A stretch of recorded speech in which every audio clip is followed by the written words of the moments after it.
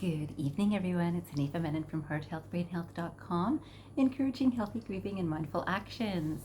Today, I had to make this video because this contemplation has been happening all day for me, and through different parts of my day, I know that this is a message I really wanted to get out to you all.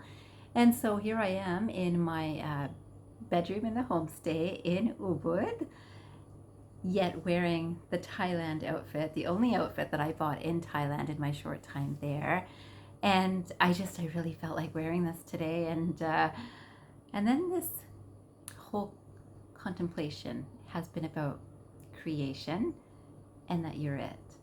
So creation, you're it is the title that I decided to call this video today. And I want to talk about creation and the creator just a little bit, so that I can share from the space that we all are, and to help us understand how we are creating our experience.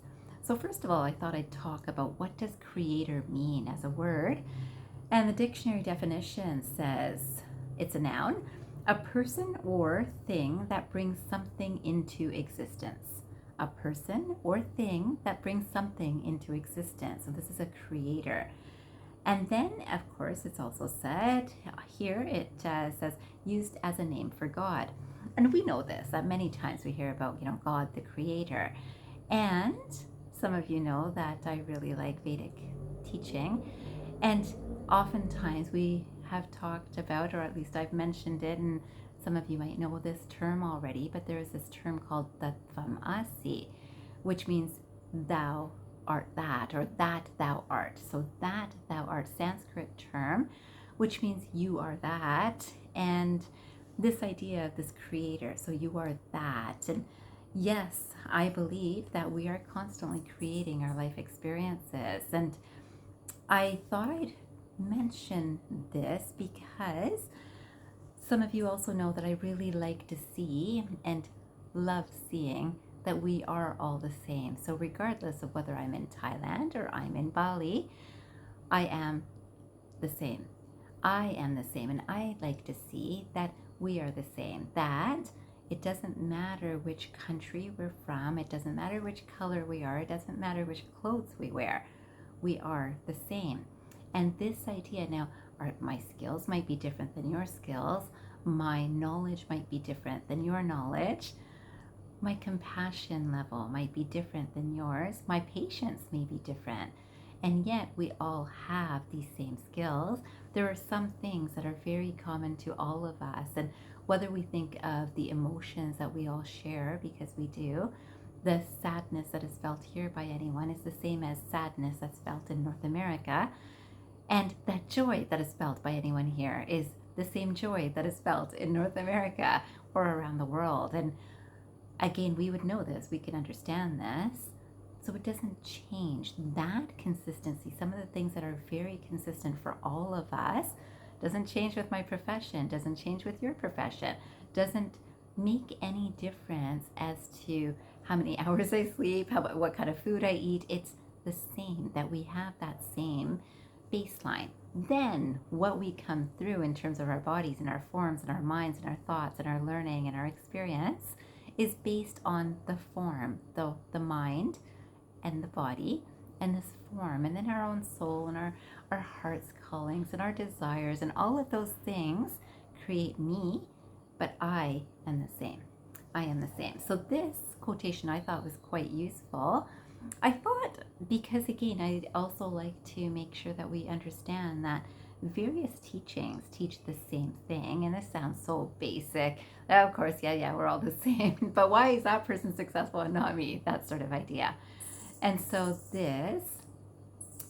it says in Genesis, I was looking up creator and how to share this idea with you today. So it says that the first chapter and first verse of the Bible show us who our God is. He is creator. He is not a creator or someone who simply creates. He is the creator.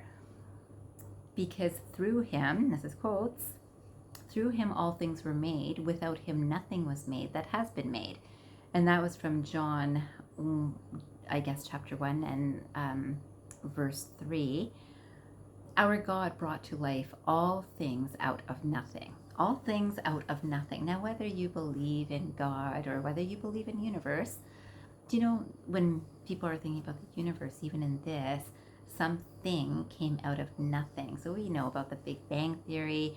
We know now today much more about dark matter and dark space and black holes and all of this sort of idea. We're learning more and more in terms of that idea of creation. And so we can think of it as atoms and we can think of it as a creator. And then we come back to our day-to-day experience. And aren't we creating every day something which sometimes we're doing consciously and sometimes not so consciously? So sometimes, you know, that I like to talk about our emotions and how they affect us so much in what we do. So our emotions, our beliefs, our experience too, our upbringing, our social environment, our internal environment, and of course our external environment has an influence on us, but our internal environment is what we carry daily, constantly. And again, whether we are consciously aware of what we're carrying or not makes a big difference. So I thought that I would share this quotation here too, which I just thought was so fantastically fitting for this video.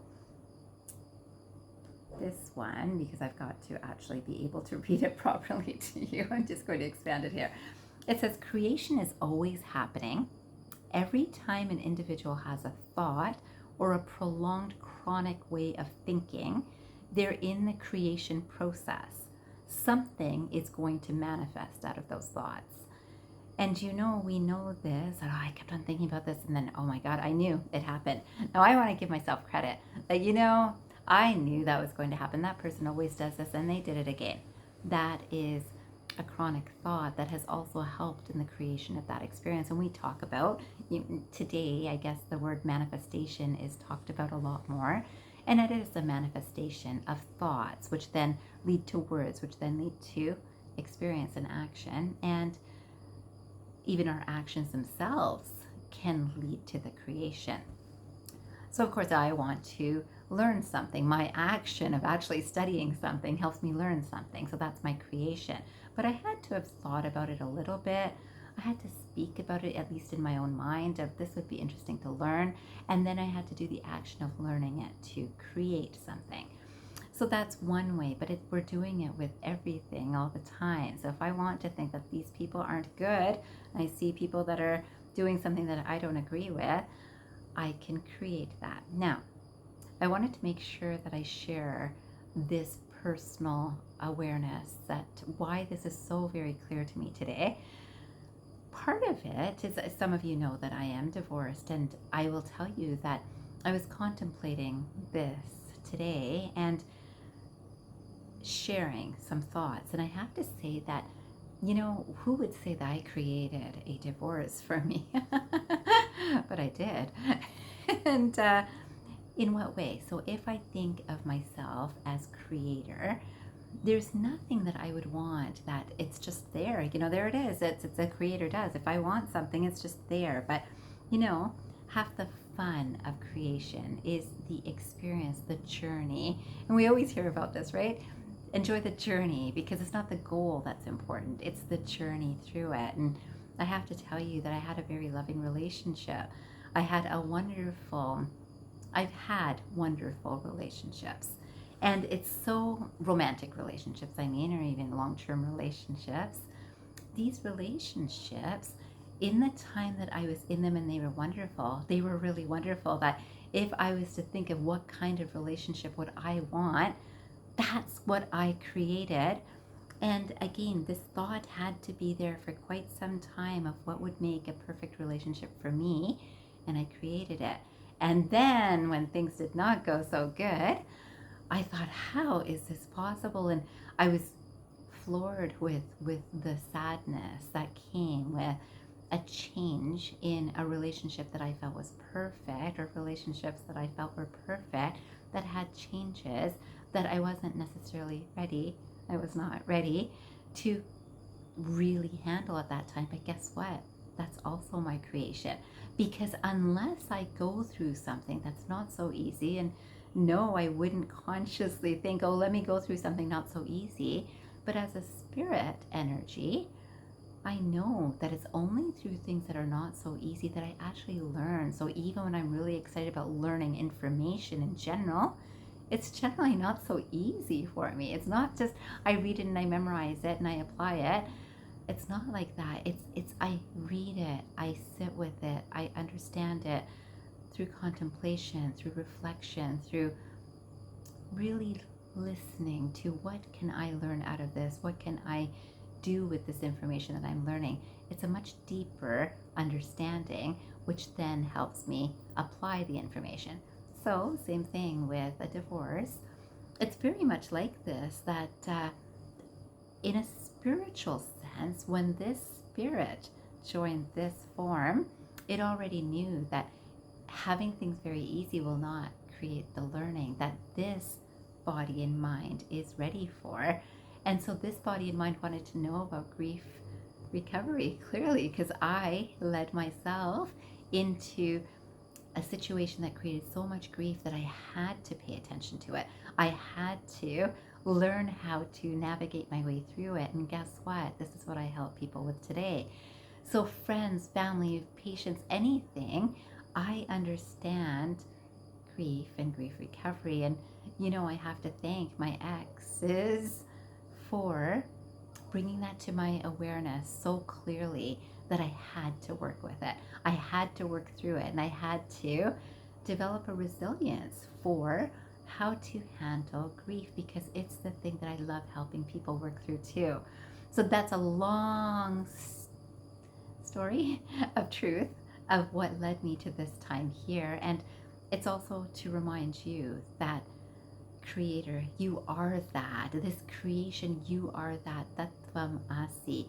You are creating, and you have been for long before what your conscious mind will understand right now.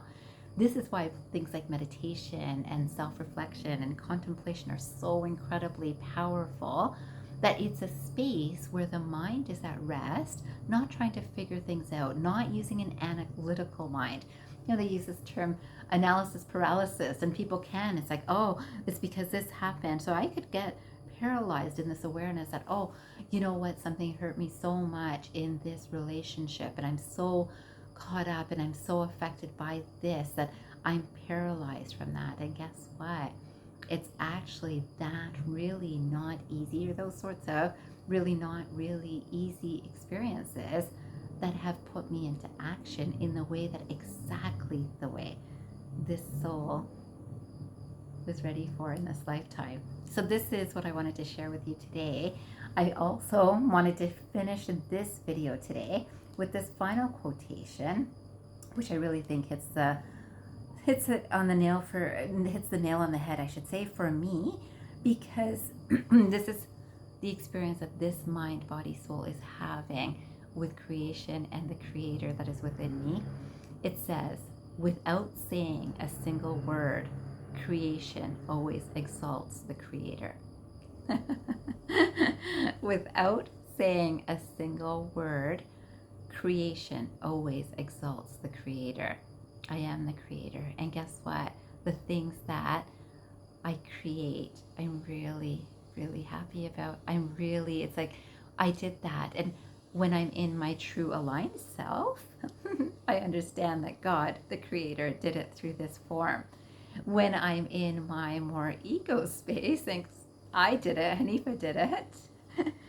Truly, Hanifa has done nothing, and everything fantastic that has flown through this, and perhaps fantastic and not fantastic, that has come through this form, has been creation working through me from seeds that have been present for so long, that when it materializes and manifests, to use that common word, I think Hanifa did it. But thankfully, with more and more alignment, I'm always reminded that no, something else is doing it, utilizing this being, which is Hanifa, through the mind, through the body, through the intellect. I am working through this form. I hope that you recognize this connection for you too. You are the Creator. Tat Tvam Asi. You are that. Have a beautiful day or night ahead, and I hope you remember, transform your mind and transform your life. Have a great day or night, everyone.